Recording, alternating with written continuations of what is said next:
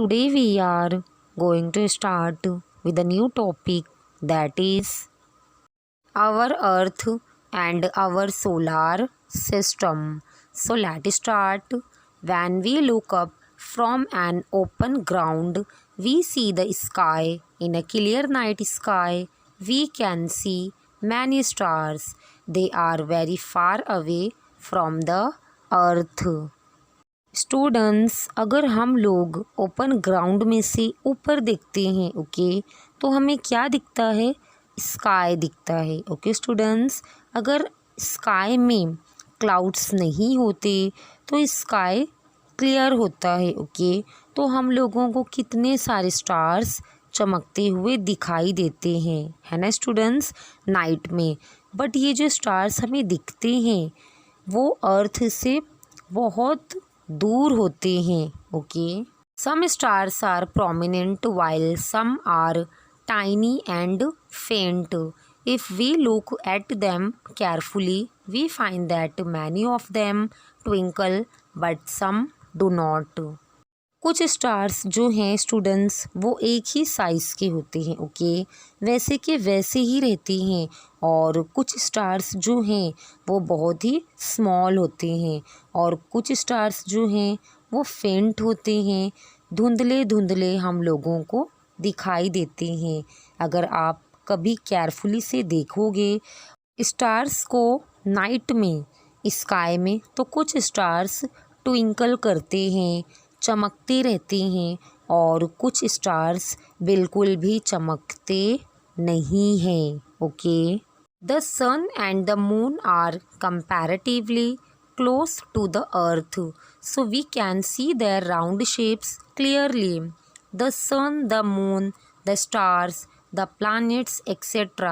are all known as heavenly bodies. Sun means सूरज और moon means students चांद। तो ये लोग अर्थ के बहुत ही नज़दीक हैं। इसलिए उन लोगों का जो गोल शेप है ना स्टूडेंट्स, वो हमें क्लियरली दिखाई देता है। क्यों क्लियरली दिखाई देता है? Because sun and moon are comparatively close to the earth. जैसे प्लैनेट्स वगैरह हैं तो उसके कंपैरिजन में मून और सन जो हैं वो अर्थ के बहुत नज़दीक हैं। इसलिए हम लोगों को उनका राउंड शेप क्लियरली दिखता है। स्टूडेंट्स, अब कौन कौन हेवनली बॉडीज़ हैं? The sun, the moon, the stars, the planets, etc. are all known as heavenly bodies.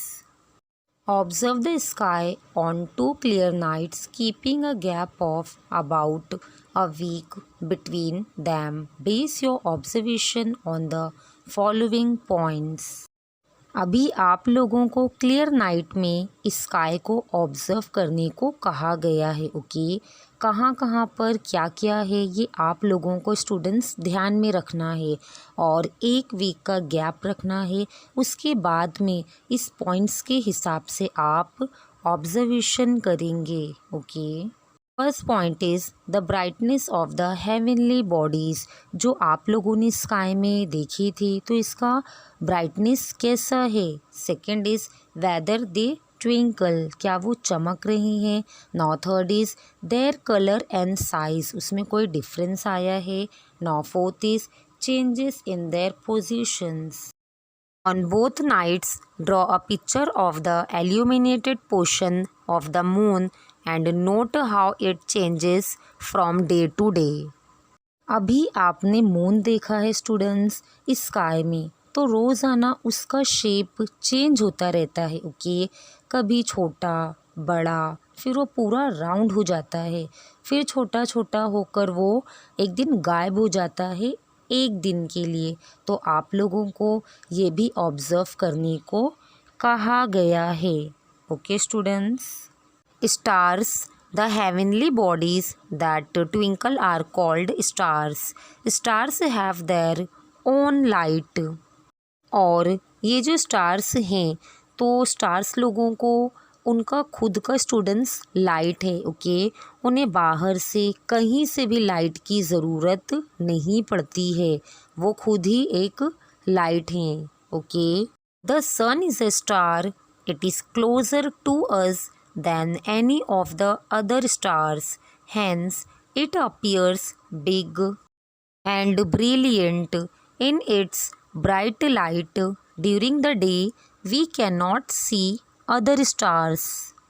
और सन जो है वो भी एक स्टार है। ओके, बट सन जो है वो दूसरे स्टार्स के कंपैरिजन में हमारे अर्थ के बहुत नज़दीक है। ओके स्टूडेंट्स, इसलिए सन हम लोगों को इतना बड़ा दिखाई देता है।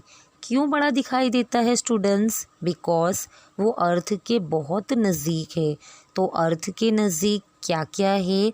सन और मून। ओके, और उसकी रोशनी भी हम लोगों को ब्राइट दिखाई देती है। अभी ये जो सन है, सन का लाइट जो है वो दूसरे स्टार्स के कंपैरिजन में बहुत ही ब्राइट है। Okay students, planets, the heavenly bodies that do not twinkle are called planets. Planets do not have light of their own, they get light from the stars. Planets revolve around a star even as they rotate around themselves. अभी जो heavenly bodies है students, जो twinkle नहीं करती हैं, चमकते नहीं हैं, उसे प्लैनेट्स कहते हैं। ओके, और जो हेवनली बॉडीज़ चमकते हैं तो उसे स्टार्स कहते हैं। जो नहीं चमकते तो उन्हें स्टूडेंट्स क्या कहते हैं? Can you repeat? Yes yes, very good, उन्हें प्लैनेट्स कहते हैं। ओके, प्लैनेट्स को उनका खुद का लाइट नहीं होता है। उनको लाइट कहाँ से मिलता है? स्टार्स से मिलता है। ओके, अभी प्लैनेट स्टार्स के सराउंडिंग रिवॉल्व करता है। Okay students, the solar system, our earth is a planet, it gets its light from the sun, it moves around the sun, its moment around the sun is called the revolution of the earth. Besides earth, there are 7 other planets that revolve around the sun. They are Mercury, Venus, Mars, Jupiter, Saturn, Uranus and Neptune. हम जिस अर्थ पर रहते हैं तो उसे कहते हैं planet. Okay, अभी हम लोगों को लाइट कहाँ से मिलता है? अर्थ को लाइट कहाँ से मिलता है स्टूडेंट्स? सन से मिलता है। ओके, कौन मूव करता है सन के आजू बाजू में? अर्थ मूव करता है। अर्थ तो सन के अराउंड में रिवॉल्व करता ही है, उसके अलावा और भी दूसरे प्लैनेट्स हैं जो सन के अराउंड रिवॉल्व करते हैं। ओके स्टूडेंट्स, अर्थ के अलावा ये जो प्लैनेट्स हैं ये भी सन के बाजू में रिवॉल्व करते हैं। Okay students, a photograph of the earth taken from a man made satellite. जो सैटेलाइट होते हैं ना स्टूडेंट्स स्पेस में, वहाँ से ये अर्थ का लिया हुआ ओरिजिनल पिक्चर है। देखो आपको दिखाई दे रहा है ना।